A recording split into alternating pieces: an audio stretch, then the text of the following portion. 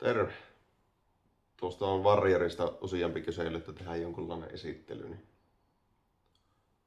tehdäänpäs tästä esittelyä. Samalla sitten kysyä, että kiinnostaisiko teitä nähdä tuommoinen Speed Triplen turbotus. Miten se tehdään? Mutta katsotaanpa ensin Warrioria vähän, miltä se näyttää.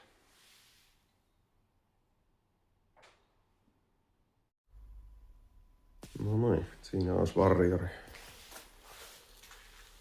Tähän on 6 vuotta mulla ollut ja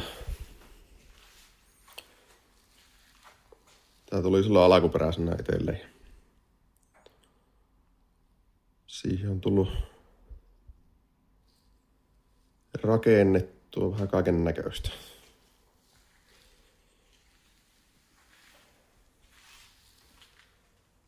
Sehän on tuolla turbosetillä tällä hetkellä.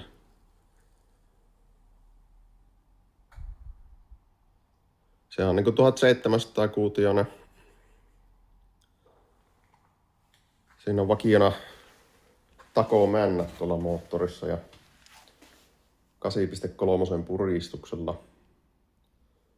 Elikkä sehän on niinku todella hyvä lähtökohta ruveta turbottaa. Ja tykkää ahtopaineesta ja pensasta tämä vehe kyllä. Tuli tehua ihan mukavasti lisää. 4 vuotta se on ollut turbolla nyt, että se on hyvin kyllä kestänyt.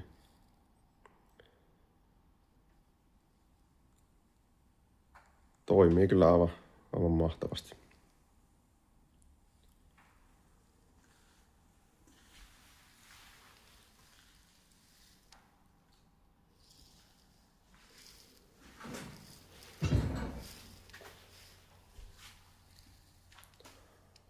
Joo, on tässä nyt ulkonäkömuutoksia myös tullut melko lailla, että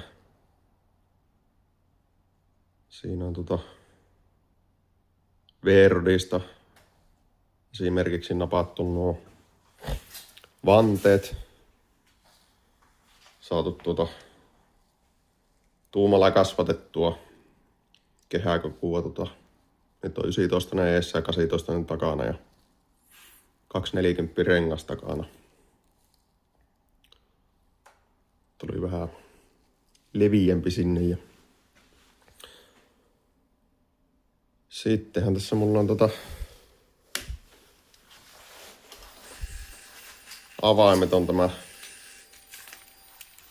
irtalukko. Täältä tämän näköinen kampe. Tämäkin boksi on itse rakennellut. Tuo pyörä tunnistaa kohta sen, kun kävelee tähän lähelle. Noin lähti virrat päälle. Sitten pannaan tuosta, niin se menee vain nukkumaan.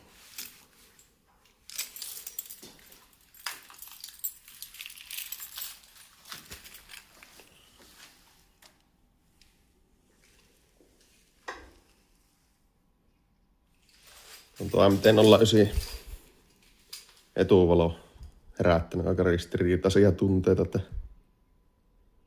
moni sanoo, että ihan vitun rumaa, mutta moni sanoo sitten, että ei ole siistempää nähnyt, että en mä tiedä. Mun mielestä tuo näyttää ihan siistiltä, enkä ole nähnyt missään tuommoista vastaavaa, niin antaa se nyt olla siinä. Tulihan toki muokattua aika paljon, että eihän siinä alkuperäisessä etuvalossa siinä ei ole tämmöistä kehystä täällä sisällä. Tuo tuli leikeltyä ja movihitsattua tuonne. Sitten tuo pleksi, niin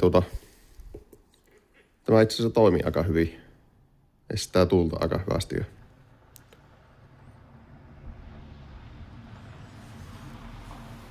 Jos se oli ilman niin se näytti melko kaljulta sitten, että aivan niin kuin siinä ei ollut mitään. Lyhyempääkin kokeili siihen, mutta ei se oikein istunut. Se nyt on semmoinen. Sitten siinä on tonnisista Bemaarista napattu etujarrut.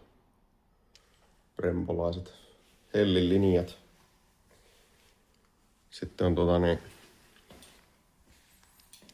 Brembo RC19 pääsylinteri. Tämä oli tosi hyvä päivitys. Jarrut parani kyllä aivan uskomattoman paljon.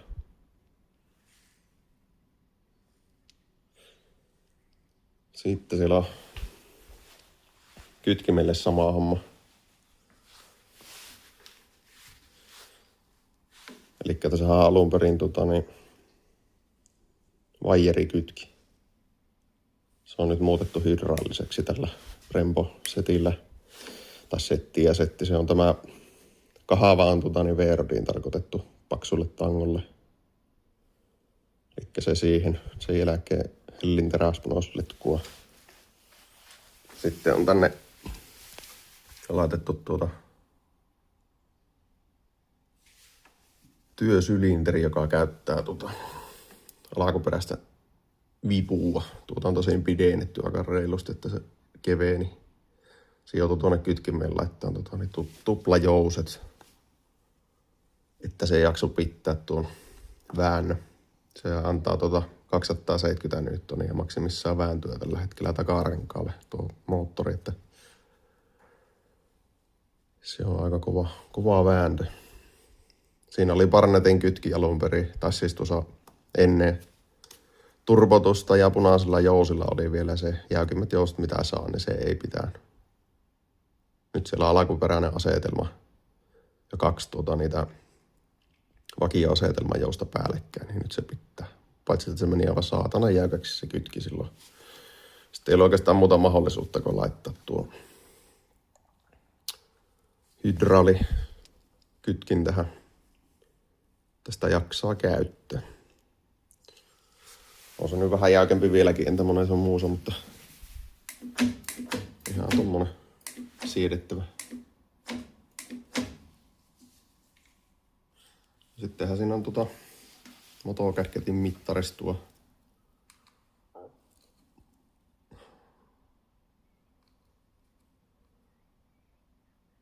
On kyllä jonkun verran ajettukin. Ja sitten on tämä Dynojetin mittaristo. Se näyttää nyt TCOsta. Eli tuon kanväylän kautta laitettu maksekkuun. Saisi sinne nämä kaikki tiedot näkyykin, kun jaksis kaivaa ne kansanomat sieltä, mutta en oo vihtinyt. Se on se olisi mittari ollut nyt vaan tuossa kätevättä. Niin ja tosiaan siinähän makseku mini löytyy tuolta penkialta ja sen on sitten tuossa omassa penkissä säätänyt. Se on kyllä todella hyvä tuo makseku. Se on tosi helppo säätää. Ja se on tosi yksinkertainen se ohjelma, että varmasti ymmärtää kyllä kaikki sitä.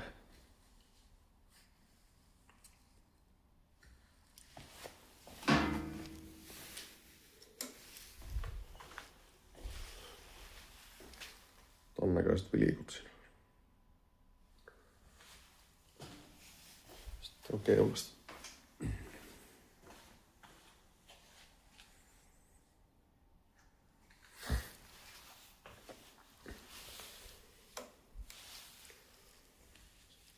Tuossa on sitten Verdi hihinapyörä. Sinne on leikattu 3 millin levityspalaa alumiinista. Elikkä se on vesileikkurilla leikattu. Ja sitten se on tuolta takkaa pultattu melko monella pultilla kiinni. Sillä saatiin sitten tämä 1,5 tuumaa leviä kevlarin hihina tähän. Ei ole tarvinnut miettiä, että kestääkö se vai ei. Todella hyvin toiminut. Ei mitään vikkaa. Ei ole kyllä mitään hajua, että paljonko tämmöiset kestää, mutta ainakin tuo 270 newtonia näkyy kestävä. 164 heppaa sitä on penkitetty takarenkalta.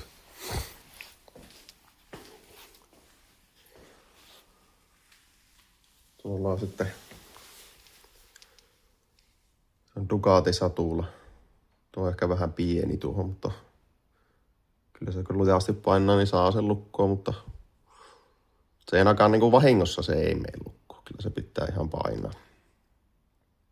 Mutta etujarru on tosi hyvä. Ja tässä on tuo keulakulma niin semmoinen kuitenkin aika pystyyn. Se tuo etujarrukin on niin kuin oikeasti toimiva. Sittenhän tässä on nämä Kiinan versiot näistä jarrulevyistä. On ihan siistin näköistä. Aika laadukkaan olosekin noin.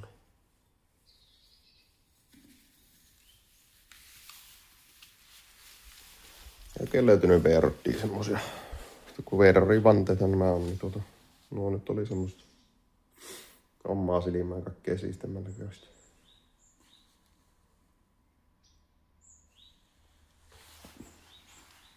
Ja sittenhän se on se turbosetti tässä, niin se on ihan mustaa rautaa, mustasta putkesta väännetty nämä pakosarjat tähän. Ja sitä on ensimmäinen pakosarja, mitä on ikään tehnyt. Tai ensimmäinen yleensäkään, mitä on ikään niin kuin hitsailuja tehnyt, niin tämä pyörä. Mä ostin tuo ACDC-tiki silloin.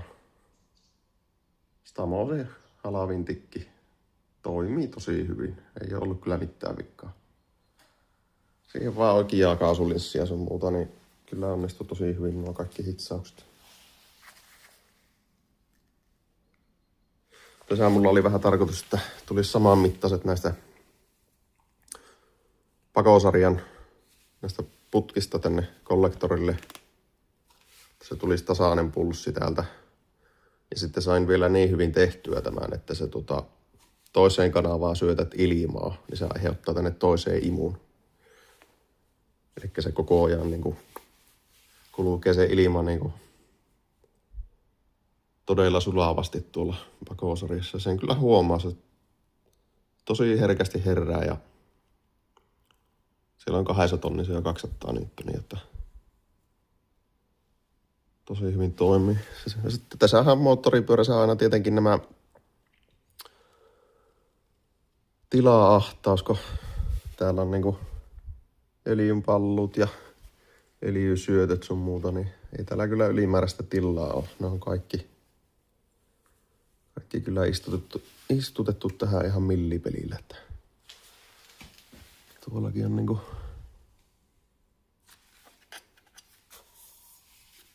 ehkä turpuahan mä vaan tähän kahtelin, että miten mä saan sen tonne mahdollisimman syvälle laitettua. Ja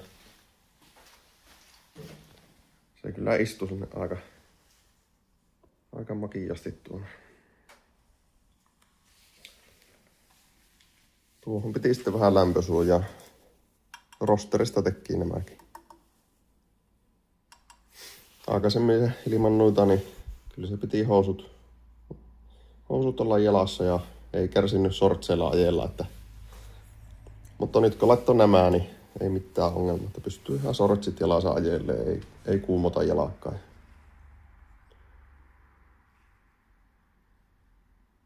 Toimii senkin puolesta ihan makiasti. Tuohon turboon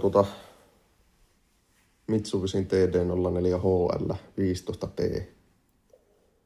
Se ei kovin iso ole tuo turbo. No, isommalla saisi tietysti maksimitehua enemmän, mutta tällä hetkellä tuo herää niin mukavasti, että sillä on tosi helppo ajaa. Se ei ole semmoinen aasinpotku. Helppo ajaa. Se tuntuu niin kuin se olisi hirveän iso moottori vaan. No, tuo nyt on niin se testainen muutakin, mutta onhan sellainen vääntö tuplaantunut ainakin. Että. Ja hevosvoimat kans ylituplaantunut. Tuossa on sitten Pajero 2.8 TD. Siitä napattu tuo välijäähyti. Se on kyllä aika iso. Vähän silloin mietin, että passaako tuo, mutta kyllä se näkyy, että se passaa.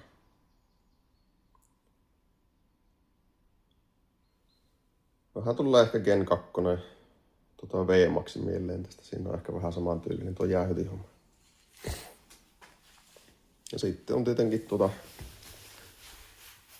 tuo Setrapin öljyjäähyti laitettu tänne. Sinne piti tuo termostaatti jalaka. Taisinkohan mä sitä termostaatti jalaka piti muokata, että se sai tuonne lohkoon istua ja sen jälkeen vettiin sitten rosterilinjalla tähän Setrapin jäähyttimelle ne.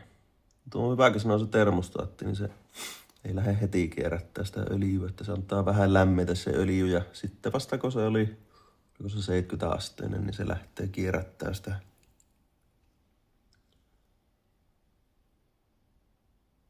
Se on parempi moottorille, kun se on lämmin se öljy.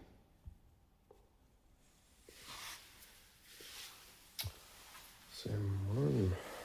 Sitten on R1 napattu tuo etuulokari ja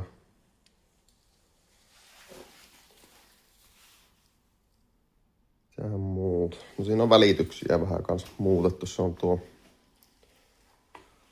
Vierodi hammas ihina, niin se on ihina pyörä. Se on 2 hammasta isompi ja sitten eteen on vaihtanut vielä yhden hampaan pienemmät. Siinä on vähän lyhyemmät välitykset entä vakiona. Ei se nyt hirveästi huua. Se on joku 100-110 ajeille, niin se on sillä 2,5 tonnin kohdalla kierrokset, että se on ihan ok. Mutta sitten jos ajat niin 120 siellä kalleisella 27 2800, että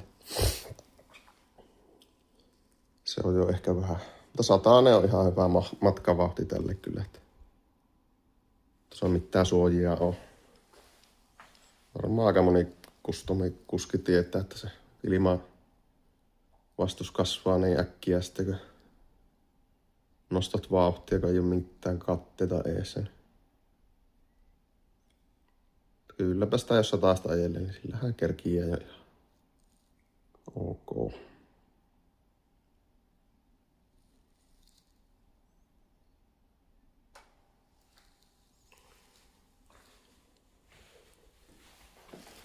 Sen. Penkki tuli itse muokattua. Se oli tää on niinku vakiopenkistä lähdetty tekemään. Vakiopenkki oli alun perin tänne asti. Olisiko sitä semmonen 8, ehkä 10 senttiä. No ei, 8 senttiä ehkä otettu pois. Lyhensi sen tuohon ja sitten vähän halusin tähän niinku tukia tähän saada, että se kiihytät, niin saat penkistäkin vähän tukia. Niin. Tämä oli melko tasainen silloin alun perin. Siitä liukuu helposti pois. Niin nyt siinä on vähän tukia tuossa.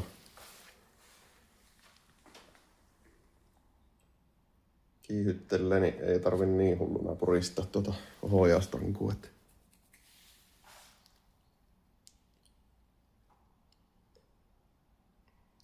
bensapuolen juttujahan siinä sitten. Siellä on EV14 suuttimet. Ne on 4 kertaa isommat entä alkuperäiset.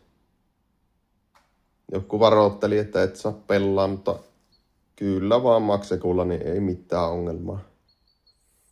Se on yhdellä kartiomallisuihkulla.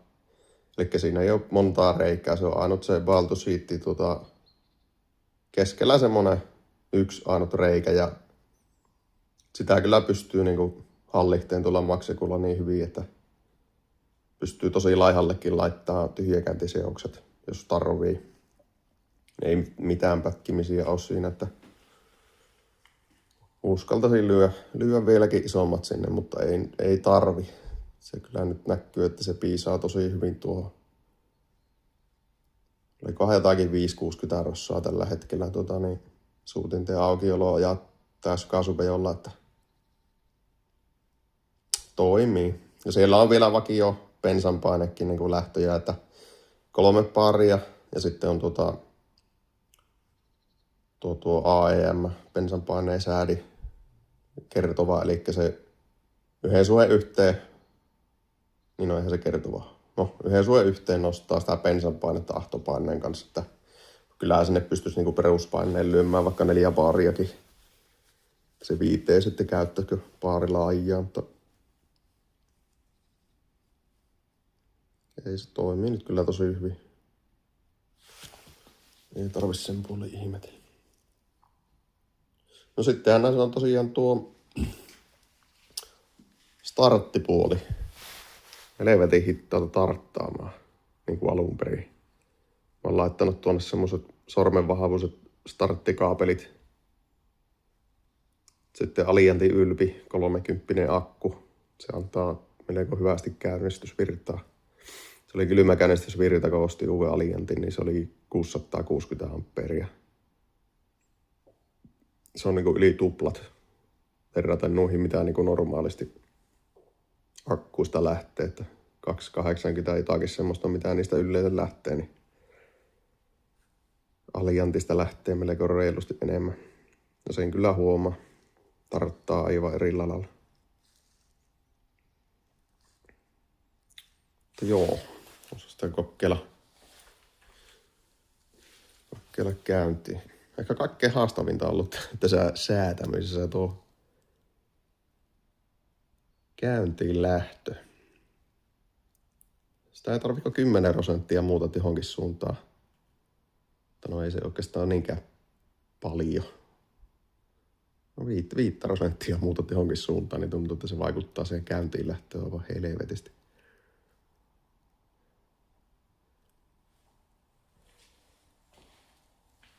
Semmoinen. Testataanpa lähteekö nyt käyntiin. Ei ole tosiaan käynnistetty. Milloinhan oli viimeksi? On sitä varmaan ainakin se pari viikkoa. Kokeillaanpa.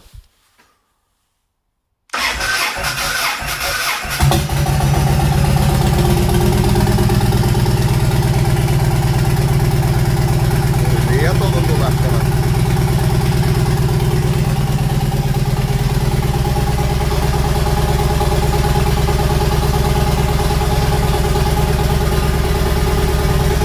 On tosiaan LED-valoa tuossa.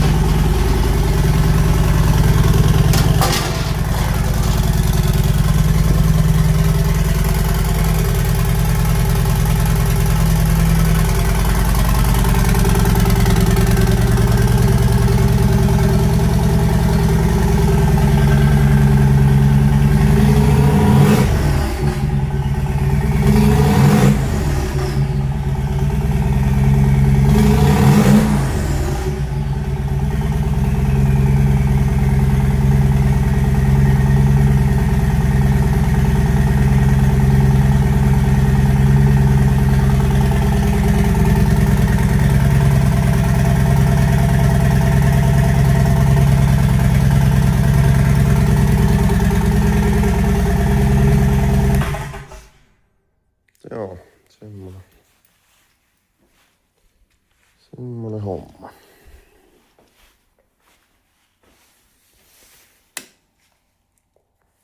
Tuolla on sitten laitoin tämmösen kytkimen tänne, että tuo on päällä, niin se tunnistaa se avaimettoman käynnistyksen boksi, että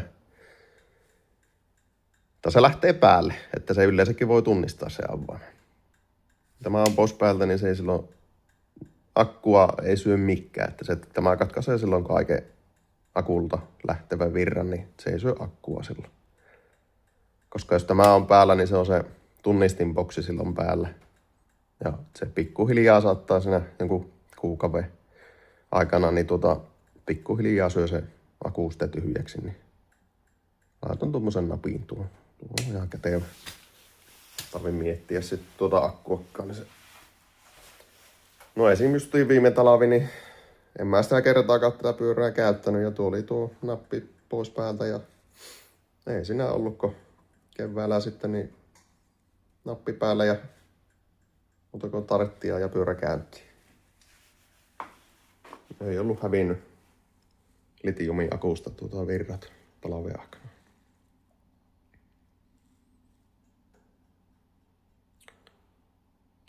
Hyvin tuntuisi pelittävä.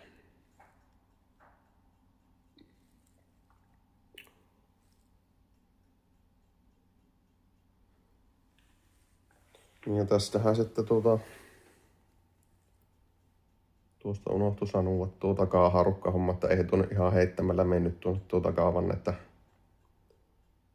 joutuihan sitä vähän no ei sitä nyt joutunut hirveästi levittää, mutta pikkusen piti hiua ja hitsata sitten vähän uutta alumiinipalasta tuonne väliin, että se tukkee takaisin tuon haarukan. Ei siellä niinku hirveästi siellä ei kyllä niinku ylimääräistä tilaa oo, että näkisikö tästä? No, siellä on sen verran mitä tarvii. Olisiko se joku 2 milliä? No on siellä ehkä enemmän.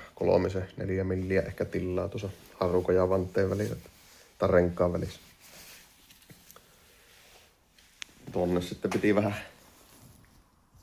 sorvauttaa spaceriä. Itellähän mulla ei sorvia oo, niin piti sorvauttaa tuonne vähän spaceriä. Täällähän on tosiaan sitten säilytetty tietenkin se cushion drive, eli se on se kumipalat tuolla vetopakaa sisällä, niin se pehmentää aika huomattavasti ajettavuutta sitten. Ja on se nyt huomattavasti helpompi tai armollisempi tuolle vaihelaatikolle ja koko voimasiirrolle, kun siellä on joustua vähän sen tuossa kumipakassa. Että jos osaa vaan ketjulla vaikka esimerkiksi tehty ja ratas pultattu suoraan vanteeseen, niin olisi se melko paljon rajumpi tuolle vaihelaatikolle sun muuta.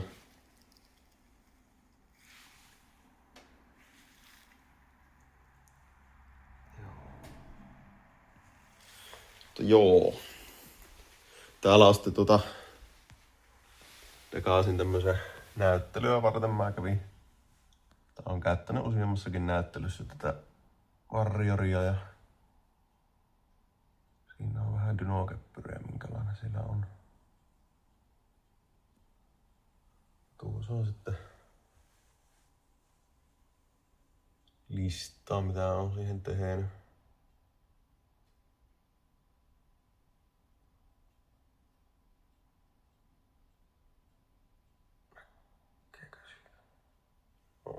Semmoinen.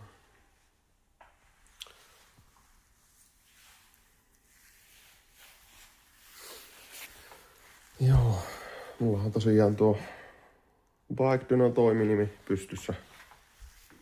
Olen tehnyt vähän moottoripyörähuoltoa ja penkitystä ja omaan talliin tosiaan rakentanut tämmösen Dyno-pajaankin samalla.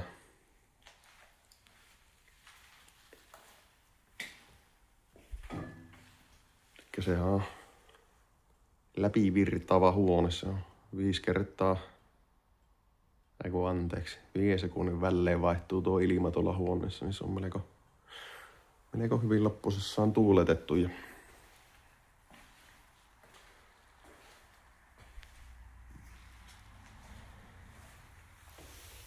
sehän on tämän näköinen homma.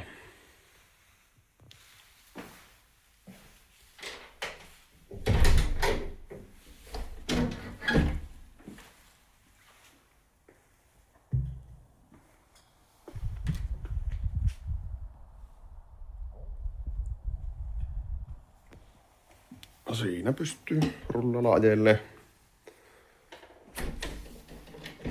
Vähän ollut 550 heppasta hajabussaa siinä on eetty ja sitten on ihan 1 heppasta mankia, että pystyy monenlaista laitetta ajamaan tuossa. Se on inertia rullalla. Se on aika isolla inertialla, että sopii monenlaiseen pyörään kyllä. Että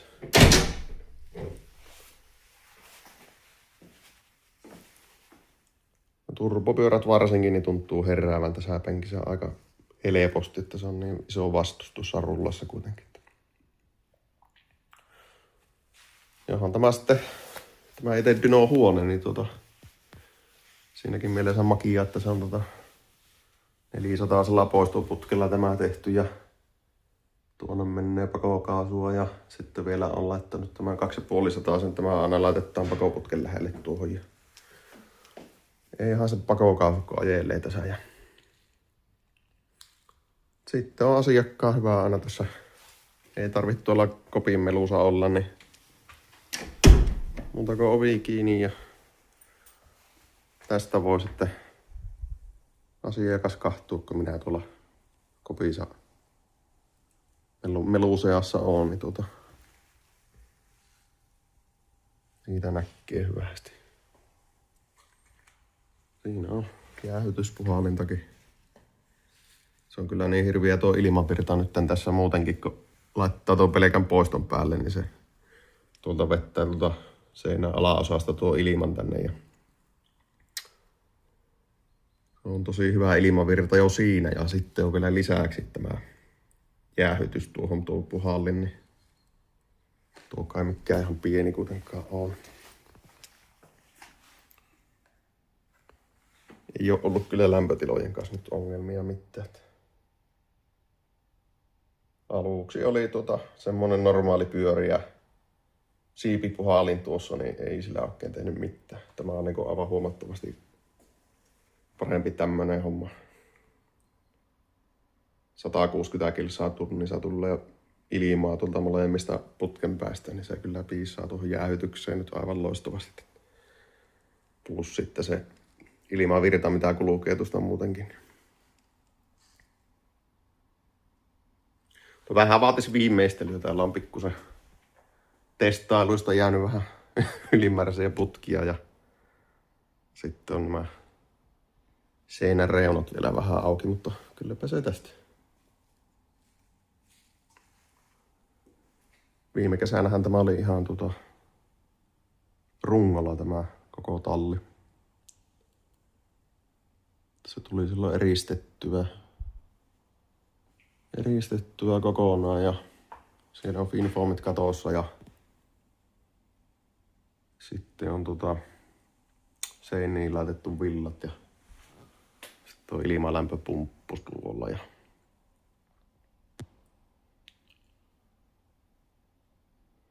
siinä on varatankki. Tuntuu, että ei maailmalta saa oikein varatankkia, joka kestäisi bensaa, niin tommonen 5-litrainen bensakanisteri. Tämä toimii kyllä ihan loistavasti. Tämä hanaa tuolla ja pystyy kaasarivehkeitä rappaa ilman, että tarvii tankkeja laitella. Mutta joo. Siinäpä olisi Warrioria ja vähän tallia ja dynua sun muuta. Niin. Sitten kysymys. Siis tämähän on mun tää triplekin, että mua ehkä vähän kiinnostelisi tämäkin ruveta turbottaa. Mutta kysymys kuuluu, että jos mä rupean YouTube-pätkää tästä turbottamisesta tekemään, eli siihen tulisi sitten Makseku ja pakosarjen rakentelut, ahtoputken rakentelut, isommat suuttimet, kytkimet, penkisäsääjöt, katastukset kaikki. Tää on 05, se saa laillisesti tehtyä turbolle, niin kiinnostaisiko kahtua semmoista projektia.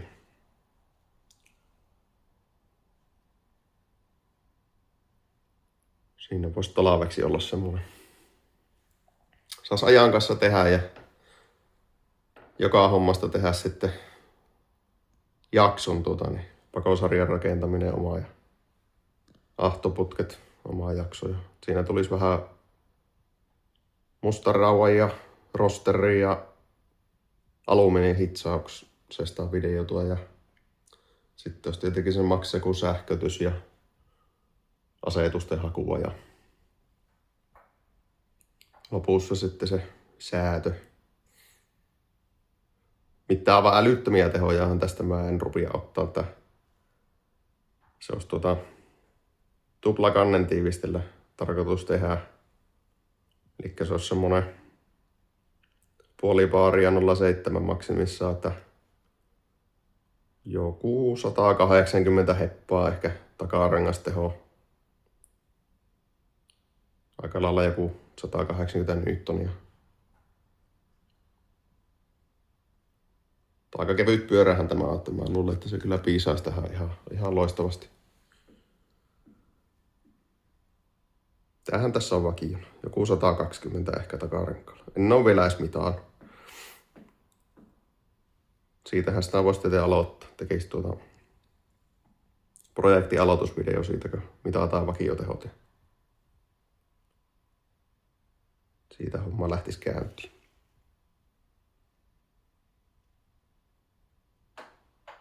Mutta joo.